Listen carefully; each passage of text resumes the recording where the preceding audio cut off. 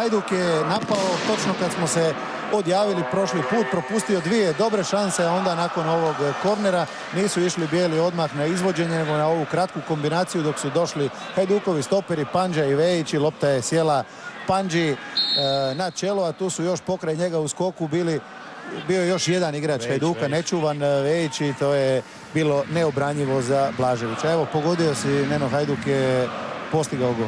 Kombinacija, opet lopta kod njega, sad su svi u 16-tercu Hajdukovi igrači. Evo sada kombinacije, Kalinić 2:0. Evo ga. Znali smo da će biti još jedna šansa. Kalinić ovim pogodkom sada izbija na prvo mjesto ljestvice strijelaca HNL-a. Do sada je to do početka utakmica ovoga kola dijelio sa Vrućinom i Mandžukićem 14, ovo mu je gol broj 15. Stvarno lipa akcija, mislim, iz 2-3 poteza i Kalinić je stvarno to lipo realizira. Više nego zasluženo u 45. minuti gol Kalinića za 2:0 i evo pišem to kao 10. veliku šansu gol pred vratima Gorana Blaževića.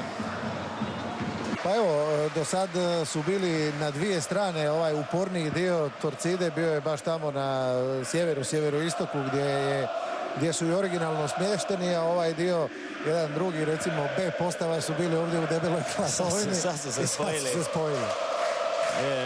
Prekrasna atmosfera, stvarno.